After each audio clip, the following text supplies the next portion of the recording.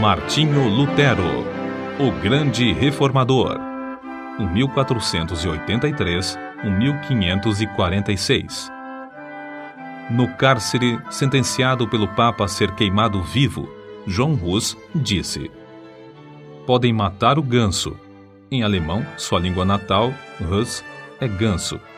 Mas daqui a 100 anos, Deus suscitará um cisne que não poderão queimar. Enquanto caía a neve e o vento frio uivava como fera em redor da casa, nascia esse cisne em Eisleben, Alemanha. No dia seguinte, o recém-nascido era batizado na igreja de São Pedro e São Paulo. Como era dia de São Martinho, recebeu o nome de Martinho Lutero. 102 anos depois de João Hus expirar na fogueira, o cisne afixou na porta da igreja em Wittenberg as suas 95 teses contra as indulgências, ato que gerou a grande reforma. João Hus enganara-se em apenas 2 anos na sua predição. Para dar o valor devido à obra de Martinho Lutero, é necessário conhecer algo das trevas e confusão dos tempos em que nasceu. Calcula-se que, pelo menos, 1 milhão de albigenses foram mortos na França, a fim de cumprir a ordem do Papa de que esses hereges fossem cruelmente exterminados. Wycliffe, a estrela da alva da Reforma, traduzira a Bíblia para a língua inglesa. João Hus, discípulo de Wycliffe, morrera na fogueira, na Boêmia, suplicando ao Senhor que perdoasse os seus perseguidores. Jerônimo de Praga, companheiro de Hus, e também erudito, sofrera o mesmo suplício, cantando hinos nas chamas até o último suspiro. João Essália, notável pregador de Erfurt, fora preso por ensinar que a salvação é pela graça. Seu frágil corpo fora metido entre ferros, onde morreu 4 anos antes do nascimento de Lutero. Na Itália, 15 anos depois de Lutero nascer, Savonarola, homem dedicado a Deus e fiel pregador da palavra, foi enforcado e seu corpo reduzido a cinzas, por ordem da Igreja Romana. Em tempos assim, nasceu Martinho Lutero. Como muitos dos mais célebres entre os homens, era de família pobre. Dizia ele: sou filho de camponeses. Meu pai, meu avô e meu bisavô eram verdadeiros camponeses. A isso acrescentava: há tanta razão para vangloriarmos-nos de nossa ascendência quanto há para o diabo se orgulhar da sua linhagem angélica. Para vestir, alimentar e educar seus 7 filhos, os pais de Martinho esforçavam-se incansavelmente. O pai trabalhava nas minas de cobre, a mãe, além do serviço doméstico, trazia lenha às costas da floresta. Os pais não somente se interessavam pelo desenvolvimento físico e intelectual dos filhos, mas também pelo espiritual. Quando Martinho chegou à idade de compreender, seu pai ensinou-o a ajoelhar-se ao lado da sua cama à noite e rogava a Deus que fizesse o menino lembrar-se do nome de seu Criador. Eclesiastes, capítulo 12, versículo 1. Sua mãe era sincera e devota. Ensinou seus filhos a considerar todos os monges como homens santos e a sentir todas as transgressões dos regulamentos da Igreja como transgressões das leis de Deus. Martinho aprendeu a recitar os 10 mandamentos e a oração do Pai Nosso, a respeitar a Santa Sé na distante e sagrada Roma e a olhar, tremendo, para qualquer osso ou fragmento de roupa que tivesse pertencido a algum santo. A base da sua religião formava-se mais em que Deus é um juiz vingativo do que um amigo de crianças. Mateus, capítulo 19, versículos 13 ao 15. Quando já adulto, Lutero escreveu: estremecia e tornava-me pálido ao ouvir alguém mencionar o nome de Cristo, porque fui ensinado a considerá-lo como um juiz encolerizado. Fomos ensinados que devíamos, nós mesmos, fazer propiciação por nossos pecados, que não podemos fazer compensação suficiente por nossa culpa, que é necessário recorrer aos santos dos céus e clamar a Maria para desviar de nós a ira de Cristo. O pai de Martinho, satisfeitíssimo pelos trabalhos escolares do filho, na vila onde morava, mandou-o aos 13 anos para a escola franciscana na cidade de Magdeburgo. O moço apresentava-se frequentemente no confessionário, onde o padre lhe impunha penitências e o obrigava a praticar boas obras para obter a absolvição. Esforçava-se incessantemente para adquirir o favor de Deus pela piedade, desejo esse que o levou mais tarde à vida em convento.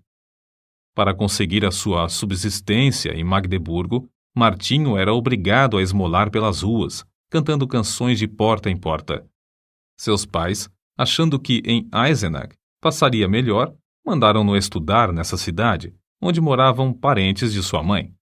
Esses parentes, porém, não auxiliaram, e o moço continuou a mendigar o pão.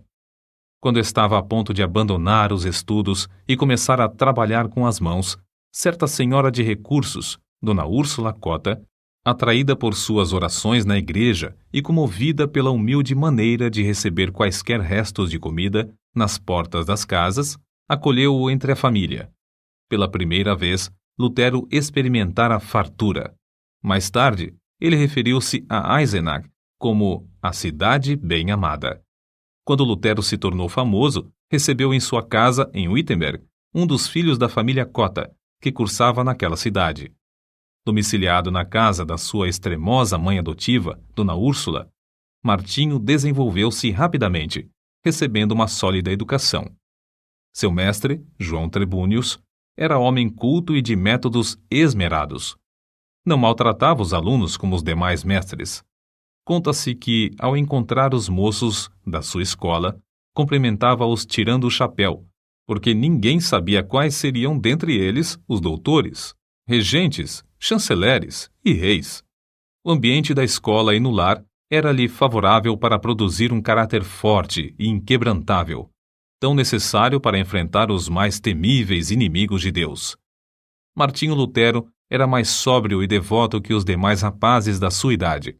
Acerca desse fato, Dona Úrsula, na hora da morte, disse que Deus tinha abençoado seu lar grandemente desde o dia em que Lutero entrara em sua casa. Logo depois, os pais de Martinho alcançaram certa abastança. O pai alugou um forno para fundição de cobre e depois passou a possuir mais 2. Foi eleito vereador na sua cidade e começou a fazer planos para educar seus filhos. Mas Martinho nunca se envergonhou dos dias da sua provação e miséria. Antes, reconhecia que fora a mão de Deus dirigindo-o e qualificando-o para a sua grande obra. Como poderia alguém, depois de homem feito, encarar fiel e destacadamente as vicissitudes da vida, se não aprendesse por experiência enquanto jovem? Aos 18 anos, Martinho ansiava estudar numa universidade. Seu pai, reconhecendo a idoneidade do filho, enviou-o a Erfurt, o centro intelectual do país, onde cursavam mais de 1000 estudantes. O moço estudou com tanto afinco que, no fim do 3º semestre, obteve o grau de bacharel em filosofia.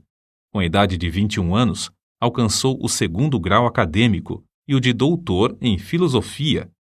Os estudantes, professores e autoridades prestaram-lhe significativa homenagem. Havia, dentro dos muros de Erfurt, 100 prédios que pertenciam à igreja, inclusive 8 conventos. Havia também uma importante biblioteca que pertencia à universidade, e ali Lutero passava todo o tempo de que podia dispor. Sempre suplicava fervorosamente a Deus que o abençoasse nos estudos. Dizia ele: orar bem é a melhor parte dos estudos. Acerca dele, escreveu certo colega: cada manhã ele precede seus estudos com uma visita à igreja e uma prece a Deus. Seu pai, desejoso de que seu filho se formasse em direito e se tornasse célebre, comprou-lhe a caríssima obra Corpus Juris. Mas a alma de Lutero suspirava por Deus, acima de todas as coisas. Vários acontecimentos influenciaram-no a entrar para a vida monástica, passo que entristeceu profundamente seu pai e horrorizou seus companheiros de universidade. Primeiro, achou na biblioteca o maravilhoso livro dos livros, a Bíblia completa, em latim. Até aquela ocasião, supunha que as pequenas porções escolhidas pela igreja para serem lidas aos domingos constituíssem o todo da palavra de Deus. Depois de uma longa leitura, exclamou: "Oh, se a providência me desse um livro como este, só para mim!" Continuando a ler as Escrituras, seu coração começou a perceber a luz e a sua alma a sentir ainda mais sede de Deus. A essa altura, quando se bacharelou, os estudos custaram-lhe uma doença que o levou às portas da morte. Assim, a fome pela palavra de Deus ficou ainda mais enraizada no coração de Lutero. Algum tempo depois da sua enfermidade, em viagem para visitar a família, sofreu um golpe de espada e 2 vezes quase morreu antes que um cirurgião pudesse tratar-lhe a ferida. Para Lutero, a salvação da sua alma ultrapassava qualquer outro anelo. Certo dia, um de seus íntimos amigos da universidade foi assassinado. Ah! Exclamou Lutero, horrorizado. O que seria de mim se eu tivesse sido chamado desta para outra vida tão inopinadamente? Mas, de todos esses acontecimentos, o que mais o abalou em espírito foi o que experimentou durante uma terrível tempestade quando voltava de visitar seus pais. Não havia abrigo próximo. Os céus estavam em brasa. Os raios rasgavam as nuvens a cada instante. De repente, um raio caiu ao seu lado. Lutero, tomado de grande susto e sentindo-se perto do inferno, prostrou-se gritando: Santana, salva-me, e tornar-me-ei monge. Lutero chamava esse incidente a minha estrada, caminho de Damasco, e não tardou em cumprir a sua promessa feita a Santana. Convidou então os seus colegas para cearem com ele. Depois da refeição, enquanto eles se divertiam com palestras e música, repentinamente anunciou-lhes que dali em diante poderiam considerá-lo como morto, pois ia entrar para o convento. Debalde e os seus companheiros procuraram dissuadi-lo do seu plano. Na escuridão daquela mesma noite, o moço, antes de completar 22 anos, dirigiu-se ao convento dos agostinianos e bateu. A porta abriu-se e Lutero entrou. O professor admirado e festejado, a glória da universidade, aquele que passara os dias e as noites curvado sobre os livros, tornara-se irmão agostiniano. O mosteiro dos agostinianos era o melhor dos claustros de Erfurt. Seus monges eram os pregadores da cidade, estimados por suas obras entre os pobres e oprimidos. Nunca houve naquele convento um monge mais submisso, mais devoto, mais piedoso do que Martinho Lutero. Submetia-se aos serviços mais humildes, como de porteiro, coveiro, varredor da igreja e das celas dos monges. Não recusava mendigar o pão cotidiano para o convento, nas ruas de Erfurt. Durante o ano de noviciado, antes de Lutero ser feito monge, seus amigos fizeram tudo para dissuadi-lo de confirmar esse passo. Os companheiros, os quais convidara para a ceia e anunciara a intenção de ser monge, ficaram no portão do convento 2 dias, esperando que ele voltasse. Seu pai, vendo que seus rogos eram inúteis e que todos os seus anelantes planos acerca do filho iam fracassar, quase enlouqueceu. Assim se justificou Lutero. Fiz a promessa a Santana para salvar a minha alma. Entrei para o convento e aceitei esse estado espiritual somente para servir a Deus e ser-lhe agradável durante a eternidade. Quão grande, porém, era a sua ilusão, depois de procurar crucificar a carne pelos jejuns prolongados, pelas privações mais severas e com vigílias sem conta, achou que, embora encarcerado na sua cela, tinha ainda de lutar contra os maus pensamentos. Sua alma clamava: dá-me santidade ou morro por toda a eternidade. Leva-me ao rio de água pura, e não a estes mananciais de águas poluídas. Traze-me as águas da vida, que saem do trono de Deus. Certo dia, Lutero achou na biblioteca do convento uma velha Bíblia, latina, presa à mesa por uma cadeia. Achara, enfim, um tesouro infinitamente maior que todos os tesouros literários do convento. Ficou tão embevecido que, durante semanas inteiras, deixou de repetir as orações diurnas da ordem. Então, despertado pelas vozes da sua consciência, arrependeu-se de seu desleixo. Era tanto o remorso que não podia dormir. Apressou-se a reparar o seu erro. Fê-lo com tanto anseio que não se lembrava de alimentar-se. Então, enfraquecidíssimo por tantos jejuns e vigílias, sentiu-se oprimido pelas apreensões até perder os sentidos e cair por terra. Aí os outros monges o acharam, admirados novamente de sua excepcional piedade. Lutero somente voltou a si depois de um grupo de coristas o haver rodeado, cantando. A suave harmonia penetrou-lhe o coração e despertou o seu espírito. Ainda assim, lhe faltava a paz perpétua para a alma. Ainda não havia ouvido cantar o coro celestial. Glória a Deus nas alturas, paz na terra, boa vontade para com os homens. Nessa altura, o vigário-geral da ordem agostiniana, Staupitz, visitou o convento. Era homem de grande discernimento e devoção enraizada. Compreendendo logo o problema do jovem monge, ofereceu-lhe uma Bíblia na qual Lutero leu que o justo viverá da fé. Por quanto tempo tinha ele anelado! Oh, se Deus me desse um livro destes só para mim! Agora ele o possuía. Na Bíblia achou grande consolação, mas a leitura não podia completar-se em um dia. Ficou mais determinado do que nunca a alcançar paz para sua alma, na vida monástica, jejuando e passando noites a fio sem dormir. Gravemente enfermo, exclamou: os meus pecados, os meus pecados! Apesar de sua vida ter sido livre de manchas, como ele afirmava e outros testificavam, sentia sua culpa perante Deus, até que um velho monge lembrou-lhe uma palavra do credo: creio na remissão dos pecados.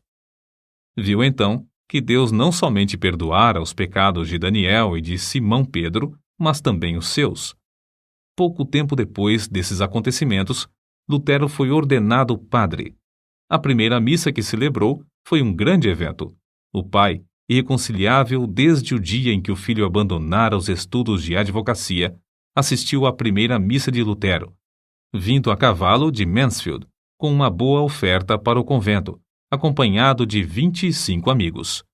Depois de completar 25 anos de idade, Lutero foi nomeado para a cadeira de filosofia em Wittenberg, para onde se mudou a fim de viver no convento da sua ordem. Sua alma, porém, anelava pela palavra de Deus e pelo conhecimento de Cristo. No meio das ocupações do professorado, dedicou-se ao estudo das Escrituras e, no primeiro ano, conquistou o grau de bacalaureus ad Bíblia. Sua alma ardia com o fogo dos céus. De todas as partes acorriam multidões para ouvir os seus discursos, os quais fluíam abundante e vivamente do seu coração, sobre as maravilhosas verdades reveladas nas Escrituras. Um dos mais afamados professores de Leipzig, conhecido como Luz do Mundo, disse: este frade há de envergonhar todos os doutores. Há de propalar uma doutrina nova e reformar toda a igreja, porque ele se baseia na palavra de Cristo, palavra à qual ninguém no mundo pode resistir e que ninguém pode refutar, mesmo atacando-a com todas as armas da filosofia. Um dos pontos iluminantes da biografia de Lutero é a sua visita a Roma. Havia surgido uma disputa renhida entre 7 conventos dos agostinianos, os quais decidiram deixar os pontos de dissidência para o Papa resolver. Lutero, sendo o homem mais hábil e eloquente, além de altamente apreciado e respeitado por todos os que o conheciam, foi escolhido para representar o seu convento em Roma. Fez a viagem a pé, acompanhado de outro monge. Nesse tempo, Lutero ainda continuava a dedicar-se fiel e inteiramente à Igreja Romana. Quando, por fim, chegaram ao ponto da estrada onde se avistava a famosa cidade, Lutero caiu em terra e exclamou: saúdo-te, santa cidade! Os 2 monges passaram um mês em Roma, visitando os vários santuários e os lugares de peregrinação. Lutero celebrou missa 10 vezes. Lastimou, ao mesmo tempo, que seus pais ainda não tivessem morrido a fim de poder resgatá-los do purgatório. Um dia, subindo a santa escada de joelhos, desejando a indulgência que o chefe da igreja prometia por esse ato, ressoaram nos seus ouvidos, como voz de trovão, as palavras de Deus: o justo viverá da fé. Lutero ergueu-se e saiu envergonhado. Depois da corrupção generalizada que viu em Roma, sua alma aderiu à Bíblia mais que nunca. Ao chegar novamente ao seu convento, o vigário-geral insistiu em que desse os passos necessários para obter o título de doutor, com o qual teria o direito de pregar. Lutero, porém, reconhecendo a grande responsabilidade perante Deus e não querendo ceder, disse: Não é de pouca importância que o homem fale em lugar de Deus. Ah, senhor doutor, fazendo isso, me tirais a vida, não resistirei mais que 3 meses. O vigário-geral respondeu-lhe: seja assim, em nome de Deus, pois o Senhor Deus também necessita nos céus de homens dedicados e hábeis. O coração de Lutero, elevado à dignidade de doutor em teologia, abrasava-se ainda mais do desejo de conhecer as Sagradas Escrituras e foi nomeado pregador da cidade de Wittenberg. Os livros que estudou e as margens cheias de anotações que escreveu, em letras miúdas, servem aos eruditos atuais como exemplo de como cuidadosa e minuciosamente estudava tudo em ordem. Acerca da grande transformação da sua vida nesse tempo, ele mesmo escreve: desejando ardentemente compreender as palavras de Paulo, comecei o estudo da Epístola aos Romanos. Porém, logo no primeiro capítulo, consta que a justiça de Deus se revela no Evangelho. Versículos 16 e 17. Eu detestava as palavras "a justiça de Deus", porque, conforme foi ensinado, eu a considerava como um atributo do Deus Santo, que o leva a castigar os pecadores. Apesar de viver irrepreensivelmente como monge, a consciência perturbada me mostrava que era pecador perante Deus. Assim, odiava um Deus justo que castiga os pecadores. Senti-me ferido de consciência, revoltado intimamente. Contudo, voltava sempre para o mesmo versículo, porque queria saber o que Paulo ensinava. Depois de meditar sobre esse ponto durante muitos dias e noites, Deus, na sua graça, me mostrou a palavra: o justo viverá da fé. Vi então que a justiça de Deus, nesta passagem, é a justiça que o homem piedoso recebe de Deus, pela fé como dádiva. Dessa forma, a alma de Lutero saiu da escravidão. A respeito disso, ele mesmo escreveu: então, me achei recém-nascido e no paraíso. Todas as Escrituras tinham para mim outro aspecto. Perscrutava-as para ver tudo quanto ensinam sobre a justiça de Deus. Antes, estas palavras eram-me detestáveis. Agora, as recebo com o mais intenso amor. A passagem me servia como a porta do paraíso. Depois dessa experiência, pregava diariamente. Em certas ocasiões, pregava até 3 vezes ao dia, conforme ele mesmo conta. O que o pasto é para o rebanho, a casa para o homem, o ninho para o passarinho, a penha para a cabra montês, o arroio para o peixe, a Bíblia é para as almas fiéis. A luz do Evangelho, por fim, tomara o lugar das trevas, e a alma de Lutero abrasava por conduzir os seus ouvintes ao Cordeiro de Deus, que tira todo o pecado. Lutero levou o povo a considerar a verdadeira religião, não como uma mera profissão ou sistema de doutrinas, mas como vida em Deus. A oração não era mais um exercício sem sentido, mas o contato do coração com Deus, que cuida de nós com amor indizível. Nos seus sermões, Deus revelou o seu próprio coração a milhares de ouvintes por meio do coração de Lutero.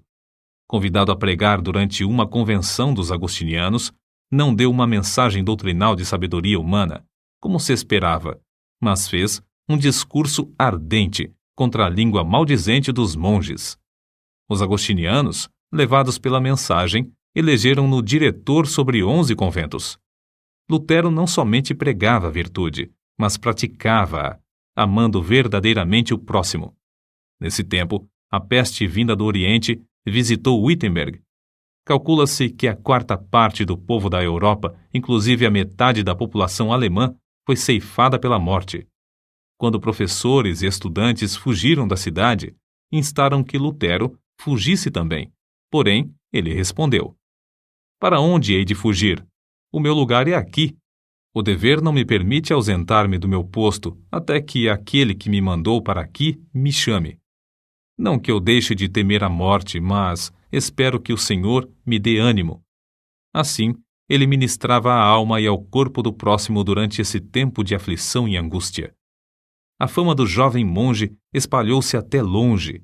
Entretanto, sem o perceber, enquanto trabalhava incansavelmente para a igreja, já havia deixado o rumo liberal que ela seguia em doutrina e prática. Em outubro de 1517, Lutero afixou à porta da igreja do castelo, em Wittenberg, as suas 95 teses, cujo teor resume-se em que Cristo requer o arrependimento e a tristeza pelo pecado, e não a penitência. Lutero as afixou para um debate público, na porta da igreja, como era costume nesse tempo. Mas as proposições, escritas em latim, foram logo traduzidas para o alemão, holandês e espanhol. Antes de decorrido um mês, para surpresa de Lutero, já estavam na Itália fazendo estremecer os alicerces do velho edifício de Roma. Foi do ato de pregar em lugar público as 95 teses que nasceu a Reforma, isto é, que tomou forma o grande movimento de almas que em todo o mundo ansiavam voltar para a fonte pura, a palavra de Deus. Contudo, Lutero não tencionara atacar a Igreja Romana.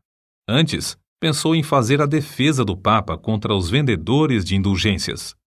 Em agosto de 1518, Lutero foi chamado a Roma para responder a uma denúncia de heresia. Frederico, entretanto, um dos que o elegeram para assumir a direção dos conventos, não consentiu que fosse levado para fora do país. Sendo assim, foi intimado a apresentar-se em Augsburgo. Eles te queimarão vivo, insistiram seus amigos.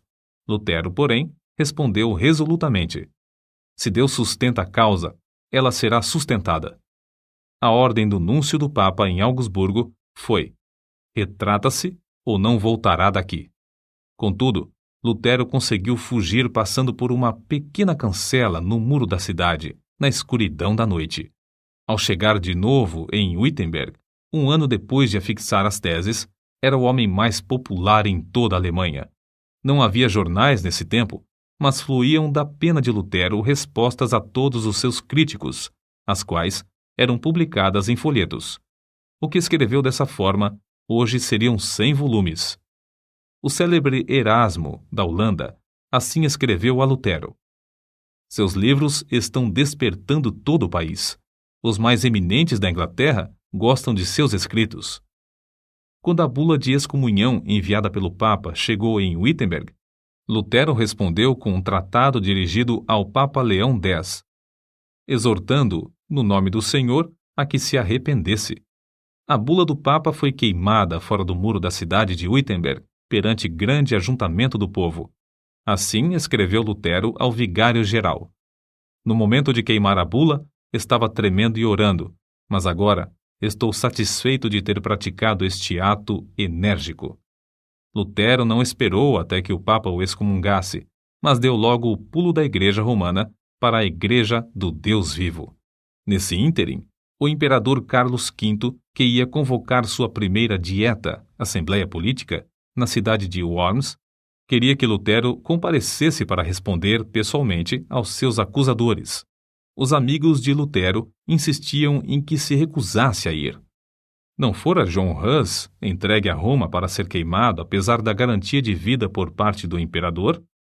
Mas em resposta a todos os que se esforçavam por dissuadi-lo de comparecer perante seus terríveis inimigos, Lutero, fiel à chamada de Deus, respondeu: ainda que haja em Worms tantos demônios quantas sejam as telhas nos telhados, confiando em Deus, eu aí entrarei. Depois de dar ordens acerca do trabalho, no caso de ele não voltar, partiu. Na sua viagem para Worms, o povo afluía em massa para ver o grande homem que teve coragem de desafiar a autoridade do Papa.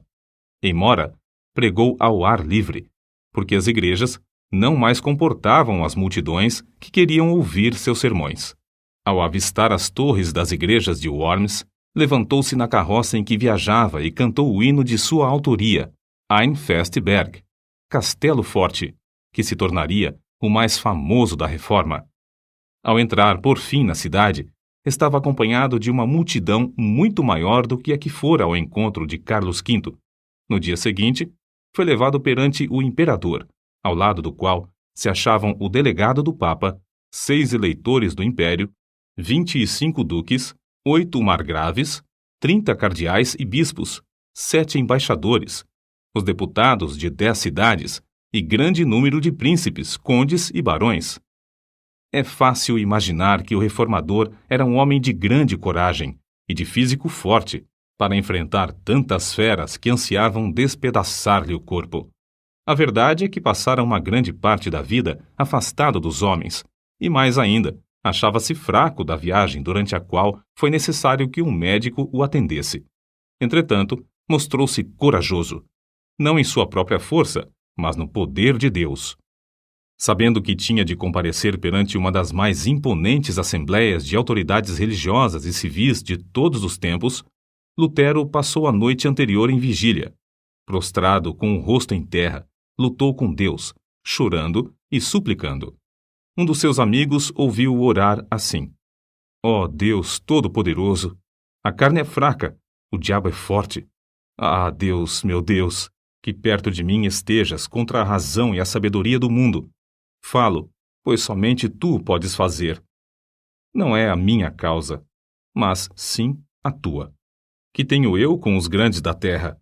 É a tua causa, Senhor, a tua justa e eterna causa. Salva-me, ó Deus fiel, somente em ti confio. Ó Deus, meu Deus, vem, estou pronto a dar como um cordeiro a minha vida. O mundo não conseguirá prender a minha consciência, ainda que esteja cheio de demônios. E se o meu corpo tem de ser destruído, a minha alma te pertence e estará contigo eternamente. Conta-se que, no dia seguinte, na ocasião de Lutero transpor a porta para comparecer perante a Dieta, o veterano general Freudsburgo colocou a mão no ombro do reformador e disse-lhe: Pequeno monge, vais a um encontro diferente, que eu ou qualquer outro capitão jamais experimentamos, mesmo nas nossas conquistas mais ensanguentadas. Contudo, se a causa é justa e sabes que o é, avança no nome de Deus, e não temas nada. Deus não te abandonará. O grande general não sabia que Martinho Lutero vencera a batalha em oração e que entrava somente para declarar-lhes que a havia vencido de maiores inimigos. Quando o núncio do Papa exigiu de Lutero, perante a augusta Assembleia, que se retratasse, ele respondeu: Se não me refutardes pelo testemunho das Escrituras ou por argumentos, uma vez que não creio somente nos papas e nos concílios, por ser evidente que já muitas vezes se enganaram e se contradisseram uns aos outros, a minha consciência tem de ficar submissa à palavra de Deus. Não posso retratar-me, nem me retratarei de qualquer coisa, pois não é justo nem seguro agir contra a consciência. Deus me ajude. Amém. De volta ao seu aposento, Lutero levantou as mãos ao céu e exclamou com o rosto todo iluminado: Está cumprido, está cumprido. Se eu tivesse 1000 cabeças, preferiria que todas fossem decepadas antes de me retratar. A cidade de Worms, ao receber as notícias da ousada resposta de Lutero ao núncio do Papa, alvoroçou-se. As palavras do reformador foram publicadas e espalhadas entre o povo, que afluiu para honrá-lo. Apesar de os papistas não conseguirem influenciar o imperador a violar o salvo-conduto, para que pudessem queimar numa fogueira o assim chamado herege, Lutero teve de enfrentar outro grave problema. O edito de excomunhão entraria imediatamente em vigor, e Lutero, por causa dessa penalidade, era considerado criminoso. Ao findar o prazo do seu salvo-conduto, devia ser entregue ao imperador. Todos os seus livros deviam ser apreendidos e queimados, e o ato de ajudá-lo, de qualquer maneira, era também considerado crime capital. Mas para Deus é fácil cuidar dos seus filhos. Lutero, regressando a Wittenberg, foi repentinamente rodeado num bosque por um bando de cavaleiros mascarados, que depois de despedirem as pessoas que o acompanhavam, conduziram-no alta noite ao castelo de Wartburgo, perto de Eisenach. Isto foi um estratagema do príncipe da Saxônia para salvar Lutero dos inimigos que planejavam assassiná-lo antes de chegar à casa. No castelo, Lutero passou muitos meses disfarçado. Usou o nome de Cavaleiro Jorge e foi tido como morto. Fiéis servos de Deus oravam dia e noite pelo reformador. As palavras do pintor Alberto Dürer exprimem o sentimento do povo. Ó Deus, se Lutero fosse morto, quem agora nos exporia o Evangelho? Contudo, no seu retiro livre dos inimigos, foi-lhe concedida a liberdade de escrever, E o mundo logo soube, pela grande quantidade de literatura produzida, que a obra saía de sua pena e que, de fato, Lutero vivia. O reformador conhecia bem o hebraico e o grego, e em 3 meses tinha vertido todo o Novo Testamento para o alemão. Em poucos meses mais, a obra estava impressa e nas mãos do povo. 100.000 exemplares foram vendidos em 40 anos, além das 52 edições impressas em outras cidades. Era circulação imensa para aquele tempo, mas Lutero não aceitou 1 centavo de direitos. A maior obra de toda a sua vida, sem dúvida, fora a de dar ao povo alemão a Bíblia na sua própria língua, depois de seu retorno a Wittenberg. Já existiam outras traduções, mas escritas numa forma de alemão latinizado que o povo não compreendia. A língua alemã, desse tempo, era um agregado de dialetos, mas Lutero, ao traduzir a Bíblia, deu ao povo a língua que serviu depois a homens como Goethe e Schiller, na elaboração de suas próprias obras. O êxito de Lutero em traduzir as Sagradas Escrituras para o uso das mais humildes verifica-se no fato de que, depois de 4 séculos, sua tradução permanece como a principal. Outra coisa que contribuiu para o êxito da tradução de Lutero é que ele era erudito em hebraico e grego e traduziu direto das línguas originais. Contudo, o valor da sua obra não se baseia tão somente em seus indiscutíveis dotes literários.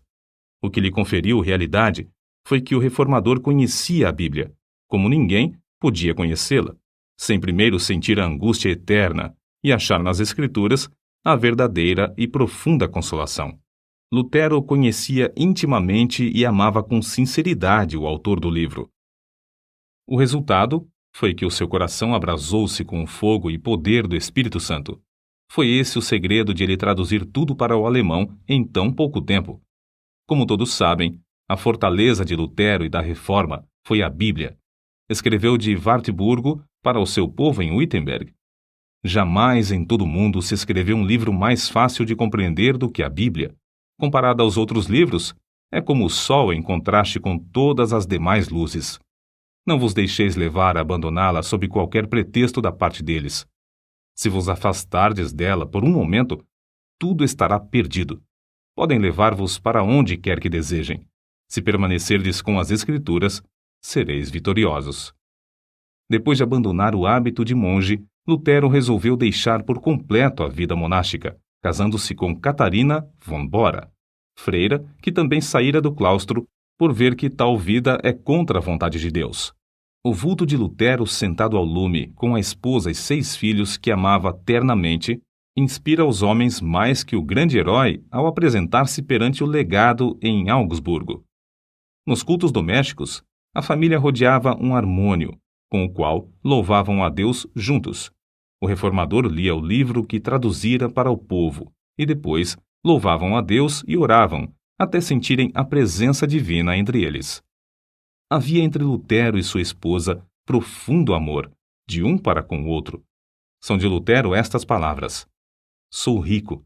Deus me deu a minha freira e 3 filhos. Não me importo das dívidas. Catarina paga tudo. Catarina von Bora era estimada por todos. Alguns, de fato, censuravam-na porque era demasiado econômica. Mas que teria acontecido a Martinho Lutero e à família se ela tivesse feito como ele? Dizia-se que ele, aproveitando-se da doença dela, cedeu seu prato de comida a certo estudante que estava com fome.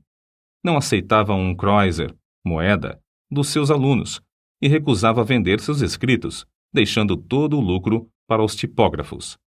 Nas suas meditações sobre as Escrituras, muitas vezes se esquecia das refeições. Ao escrever o comentário sobre o Salmo 23, passou 3 dias no quarto comendo somente pão e sal. Quando a esposa chamou um serralheiro e quebraram a fechadura, acharam-no escrevendo, mergulhado em pensamentos e esquecido de tudo em redor. É difícil concebermos a magnitude das coisas que devemos atualmente a Martinho Lutero. O grande passo que deu para que o povo ficasse livre para servir a Deus, como ele mesmo ensina, está além da nossa compreensão. Era grande músico e escreveu alguns dos hinos mais espirituais cantados atualmente. Compilou o primeiro inário e inaugurou o costume de todos os participantes dos cultos cantarem juntos. insistiu em que não somente os do sexo masculino, mas também os do feminino, fossem instruídos, tornando-se, assim, o pai das escolas públicas. Antes dele, o sermão dos cultos era de pouca importância, mas Lutero fez do sermão a parte principal do culto. Ele mesmo serviu de exemplo para acentuar esse costume. Era pregador de grande porte. Considerava-se como sendo nada, mas a mensagem saía-lhe do íntimo do coração, e o povo sentia a presença de Deus. Em Zwickau, pregou a um auditório de 25.000 pessoas na praça pública. Calcula-se que tenha escrito 180 volumes na língua materna e quase um número igual em latim. Apesar de sofrer de várias doenças, sempre se esforçava dizendo: se eu morrer na cama, será uma vergonha para o Papa. Os homens geralmente querem atribuir o grande êxito de Lutero à sua extraordinária inteligência e aos seus destacados dons. O fato é que Lutero também tinha o costume de orar horas a fio. Dizia que se não passasse 2 horas de manhã orando, receava que Satanás ganhasse a vitória sobre ele durante o dia. Certo biógrafo seu escreveu: o tempo que ele passa em oração produz o tempo para tudo o que faz. O tempo que passa com a palavra vivificante enche-lhe o coração até transbordar em sermões, correspondência e ensinamentos. Sua esposa contou que as orações de Lutero eram, às vezes, como os pedidos insistentes do seu filhinho Hanschen, confiando na bondade de seu pai. Outras vezes, eram como a luta de um gigante na angústia do combate. Sawyer, autor da História da Igreja Cristã, volume 3, página 406, atesta: Martinho Lutero profetizava, evangelizava, falava línguas e interpretava, revestido de todos os dons do Espírito. Com 62 anos de vida, pregou seu último sermão sobre a seguinte passagem: ocultaste estas coisas aos sábios instruídos e as revelaste aos pequeninos. No mesmo dia, escreveu para a sua querida Catarina: lança o teu cuidado sobre o Senhor, e ele te susterá. Amém. Essas palavras constam da última carta que escreveu. Vivia sempre esperando que o Papa conseguisse executar a repetida ameaça de queimá-lo vivo. Contudo, não era essa a vontade de Deus. Cristo o chamou enquanto sofria de um ataque do coração em Eisleben, cidade onde nascera. São estas as últimas palavras de Lutero: vou render o espírito.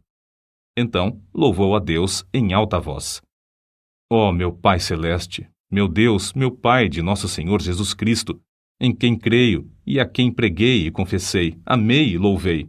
Ó meu querido Senhor Jesus Cristo, encomendo-te a minha pobre alma. Ó meu Pai Celeste, em breve tenho de deixar este corpo, mas sei que ficarei eternamente contigo e que ninguém me pode arrebatar das tuas mãos.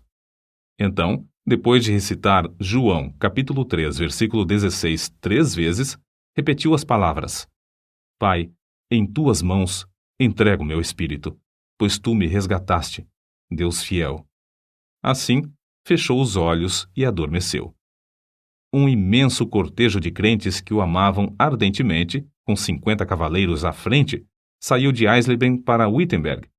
Passando pela porta da cidade onde o reformador queimara a bula de excomunhão, entrou pelas portas da igreja onde, há 29 anos, afixara suas 95 teses.